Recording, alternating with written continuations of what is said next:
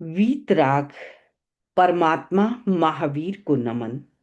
अनंत शक्ति के स्रोत परम पूज्य गुरुदेव श्री महाश्रमण जी को नमन। समुपस्थित भाइयों और बहनों, भिक्षु जन्म शताब्दी का ये महाचरण चल रहा है और 3 शताब्दी पूर्व भिक्षु स्वामी हुए। भिक्षु स्वामी की वे विरल विशेषताएं जो उन्हें महापुरुष और महानता के शिखर पर खड़ा करती हैं, तो उनके संदर्भ में बहुत सारी रचनाएं हुई हैं। सामान्य काव्य से लेकर महाकाव्य तक लिखे गए हैं। तो आचार्य भिक्षु के संदर्भ में एक महत्वपूर्ण रचना जो आचार्य महाप्रज्ञ जी ने लिखी है, और वो रचना है भिक्षु अष्टकम। अष्टकम एक ऐसी विधा है, संक्षिप्त में भी बहुत कुछ कहा जा सकता है। तो ये त्रिशताब्दी महोत्सव आचार्य भिक्षु का जन्म की त्रिशताब्दी है। ऐसे महापुरुष जिनका अवतरण हुआ, और वह अवतरण सामान्य अवतरण नहीं, एक विशिष्ट अवतरण बन गया, एक लाइट हाउस बन गया। हम आचार्य महाप्रज्ञ जी की इस रचना से आचार्य भिक्षु के व्यक्तित्व को समझने का प्रयास करेंगे। ये कोई एक सिलसिलेवार घटनाक्रम नहीं है। इसमें आचार्य भिक्षु की उन विशेषताओं का गुंफन किया है जो हम सबके पथ का प्रकाश बन सकती हैं। तो आप और हम जुड़े भिक्षु अष्टकम से। अकंप संकल्प क्वचिदपि न केनापि चलितः, न चित्ते चाञ्चल्यम् न च विपथगामिन्द्रियगणः,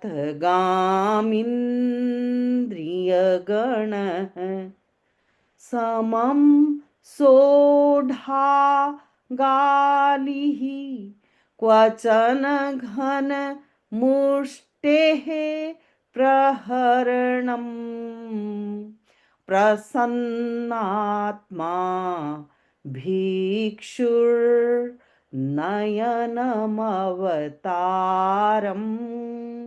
नयतु मे। बहुत ही माधुर्यपूर्ण रचना है और शुरू होता है ये अष्टक पहले ही अक्षर से। अ पहला अल्फाबेट और शुरू होता है अकंपः।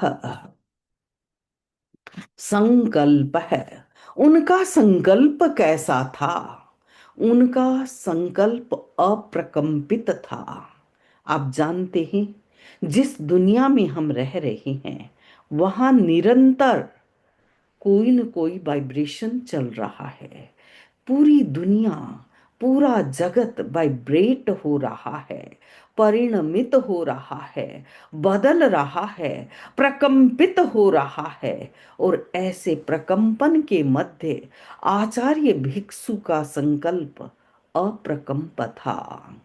उसमें कोई भी कंपन नहीं था। हम यात्रा करें, जब उनका जन्म हुआ और जब उन्होंने विवाह के पश्चात भर यौवन में एक संकल्प किया कि मुझे अपनी पत्नी, धर्म पत्नी सुगणी बाई के साथ दीक्षित होना है। वैराग्य पक रहा था, लेकिन कौन जानता है कि कब कौन सी घड़ी आ जाए।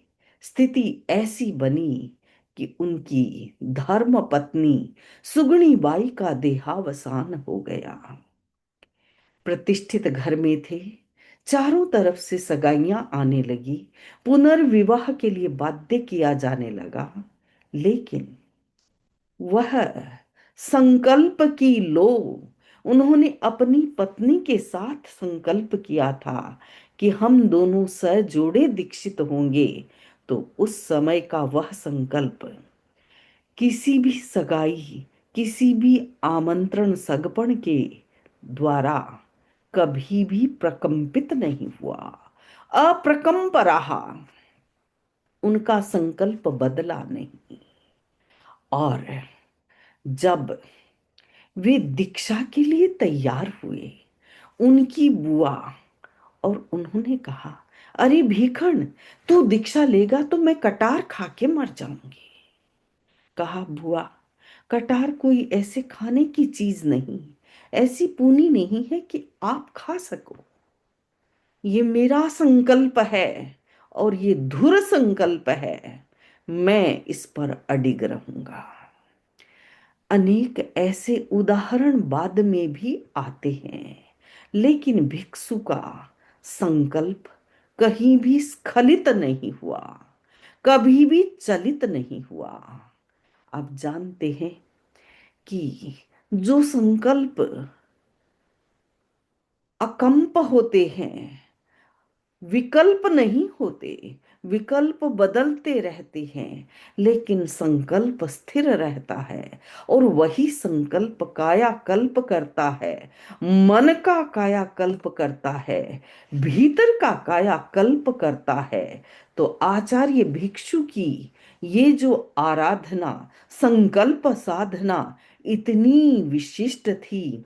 As some tall cliff its awful form, जैसे कोई एक बहुत ऊंची चोटी, जो कभी कैसा भी तूफान आ जाए, तूफान आते हैं, आकर चले जाते हैं, लेकिन पहाड़ों की चोटियां कभी झुकती नहीं। वैसे ही भिक्षु के संकल्प इतने प्रबल थे, इतने पुष्ट थे कि कोई भी आंधी उन्हें झुका नहीं सकी, उन्हें रोक न सकी। आप जानते हैं, जब भिक्षु ने महाअभिनिष्क्रमण किया, संघ को छोड़ करके, गुरु को छोड़ करके, जहां वो बहुत चहेते थे, बहुत गुरु के करीब थे, लेकिन उस समय भी एक भयंकर आंधी तूफान आया और रहने को कोई स्थान नहीं मिला। कहाँ शमशान में वास किया था। वह पहली रात कितनी विशिष्ट रात थी, जो आंधी तूफानों के बीच भी उनके संकल्प के दीप को प्रज्वलित रख रही थी। न चित्ते चांचल्यम, आचार्य भिक्षु के चित्त में कहीं चंचलता नहीं थी। जो व्यक्ति चंचल चित्त वाला होता है, आचार्य सूत्र में कहा है, अनेक चित्ते खलु अयम पुरुषे, यह पुरुष अनेक चित्त वाला है। और हम देखते हैं, साइकोलॉजी के अनुसार बताया जाता है कि एक ही दिन में 12 से 12,500 विचार आते हैं। तो ऐसी चित्त की चंचलता भी होती है। लेकिन आचार्य भिक्षु का चित्त चंचल नहीं था। वो एक युवा मुनि बने, और मुनि बन के भी उन्होंने बड़े फिक्स माइंड से, फोकस्ड माइंड से बहुत अध्ययन किया, गहराई से अध्ययन किया। उनकी इंद्रियां विपथगामी नहीं थी। इंद्रिय गण एक महत्वपूर्ण शब्द है, यानी इंद्रियों का समूह। किसी की आंख, किसी का कान, किसी की नाक, किसी की रसना, किसी का स्पर्श किसी को भी किसी समय भटका सकता है, अटका सकता है, राह का रोड़ा बन सकता है। लेकिन आचार्य भिक्षु की इंद्रियों का जो समूह है, वो विपथगामी नहीं था। आप जानते हैं, सुपथ यानी स्ट्रेट रास्ता, संयम का महामार्ग। और आचरण सूत्र में एक महत्वपूर्ण शब्द आया है, पणया वीरा महाविही, जो महान पथ है, अहिंसा की साधना का महान पथ, महाव्रतों की साधना का महान पथ। और उसमें यदि इंद्रिय गण, यानी इंद्रियों का समूह यदि विपथगामी बन जाए, एक घोड़ा ऐसा होता है वो रास्ते पर चलता है, एक घोड़ा ऐसा होता है वह विपथगामी बन जाता है, विपथ पर जा करके वह गाड़ी वान को भटका देता है। गाड़ी टूट भी सकती है, कहाँ ऊबड़ खाबड़ पथ पर चला जाता है, और सदा सर्वदा के लिए रथ को भी विनिष्ट करता है, खुद भी विनिष्ट हो जाता है। तो संयम रूपी रथ पर जो आरूढ़ है भिक्षु, वह आचार्य भिक्षु ऐसे भिक्षु हैं जिन्होंने अपनी इंद्रियों की डोर अपने हाथ में रखी है। वे इंद्रियां उन्हें विपथगामी बना नहीं सकती। समम सोढ़ा गाली, उन्होंने तीक्ष्ण तीर की तरह चुभने वाले ऐसे वचनों को सहन किया। समावयंता वैणा भिगाया, कर्णम गया दुम्मणिया जनंती। जो वचन के तीर हैं बड़े गहरे घाव करते हैं। सामान्य तीर सामान्य चोट का घाव भर सकता है, लेकिन वचन के घाव कभी कभी तो जीवन भर नहीं भरते। लेकिन आचार्य भिक्षु वे कैसे थे? उन्होंने गालियों की बौछार भी बहुत शांति से सहन की। एक व्यक्ति आया और उसने कहा, मुझे आपसे शास्त्रार्थ करना है। आचार्य भिक्षु ने कहा, बिल्कुल आओ, और शास्त्रार्थ करने लगा। वह किसी द्वेष भावना से आया था, और द्वेष भावना के कारण ऐसे उल्टे सीधे प्रश्न कर रहा था। और उसका एक ही लक्ष्य था कि कैसे मैं इनको हरा दूं। लेकिन कौन किसको हरा सकता है? आचार्य भिक्षु का जो ज्ञान का मादा था बड़ा गहरा था, गहरी ऊंडी ज्ञान की राशि उनके साथ थी। तो इसलिए वह व्यक्ति काफी देर तक इधर उधर की बातों और निरर्थक चर्चा में उलझाता रहा। और जब देखा कि ये तो न तो कुपित होते हैं और न ही विचलित होते हैं। आप जानते हैं कि जब शास्त्रार्थ चले, डिबेट चले, तो उस डिबेट में यदि व्यक्ति का मन विचलित हो जाता है, यदि उसे गुस्सा आ जाता है, तो यह भी एक कसौटी है कि व्यक्ति अब पराजय की ओर जा रहा है। लेकिन आचार्य भिक्षु ने वो बातें भी सहन की, सुना और शांति से सहन किया। लेकिन वह व्यक्ति उनकी शांति को भी बर्दाश्त नहीं कर सका, और उसने एक गुस्सा आचार्य भिक्षु के ऊपर प्रहार बिल्कुल मुट्ठी कस के उनके ऊपर मार दिया, और क्रोध के आवेश में कांपने लगा। उस समय आचार्य भिक्षु के भक्त भी आसपास थे। वे उत्तेजित होने लगे। लेकिन आचार्य भिक्षु ने कहा, इस प्रकार हमें उत्तेजित नहीं होना है, आपको भी नहीं होना है। देखो, कोई व्यक्ति एक हांडी भी खरीदता है मार्केट से, तो वह भी उसे ठोक बजाकर खरीदता है कि कहीं टूटी फूटी न हो। और ये जो भाई आया है, वह तो शास्त्रार्थ करने आया है, शायद गुरु बनाने आया है। तो गुरु बनाने के लिए वह ठोक बजाकर देख रहा है। तो अब देखिए, आचार्य भिक्षु के इस जवाब में कितना गूढ़ तत्व छिपा था, कि जो व्यक्ति स्वयं समता की साधना नहीं कर सकता, वह कभी भी बलवान नहीं हो सकता, वह कभी भी स्थिर नहीं हो सकता। तो आचार्य भिक्षु ने उस गुस्से को भी सहा और गालियों को भी सहा।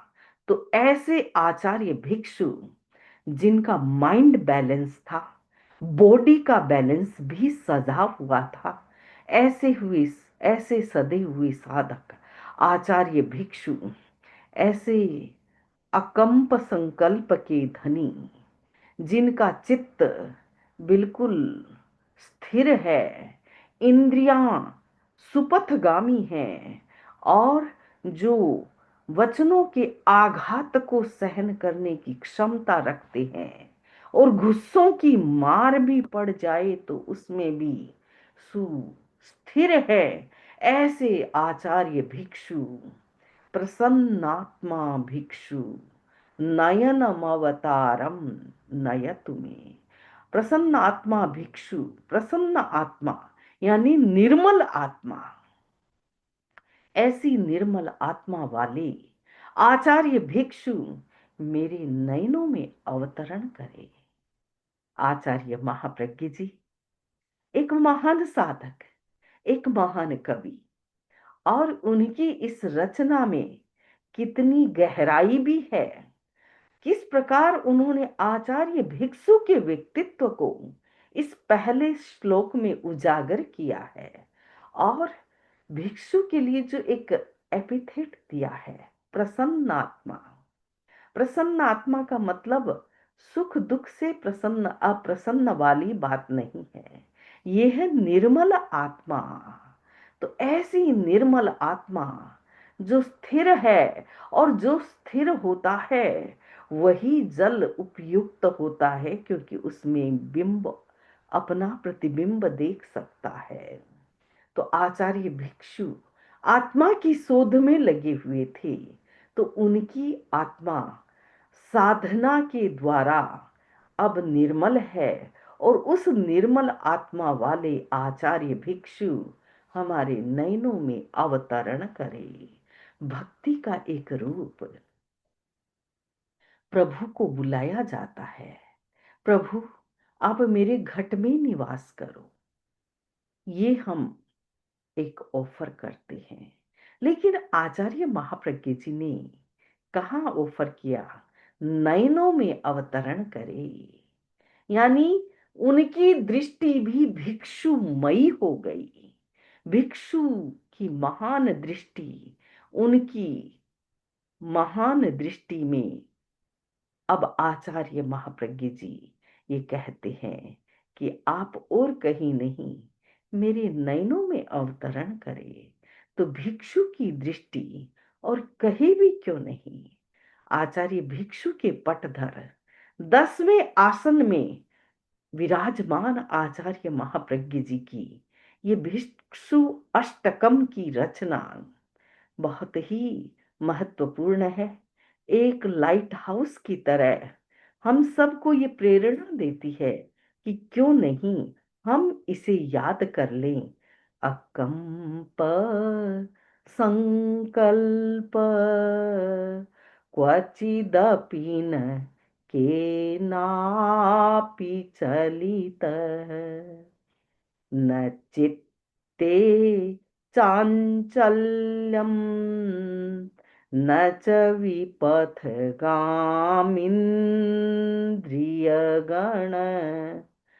समं सोढागाली क्वचन घन मुष्टे प्रहरणम्, प्रसन्नात्मा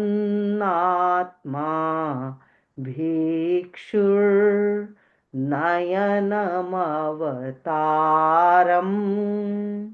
नयतु मे, नयतु मे। ओम अर्हम्।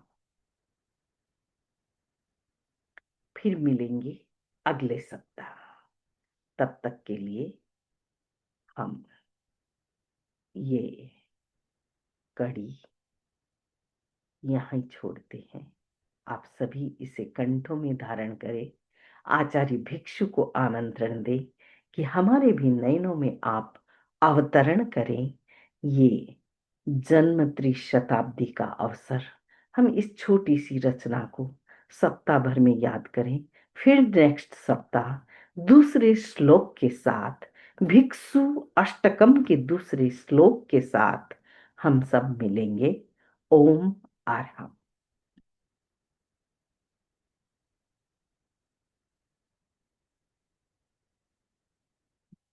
हम्म।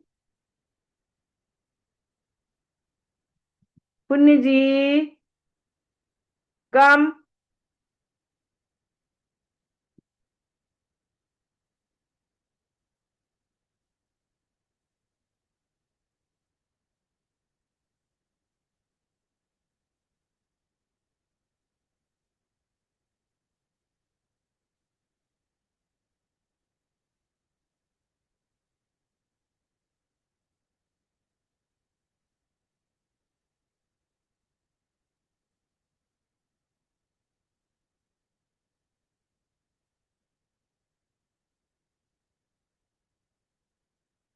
हम्म,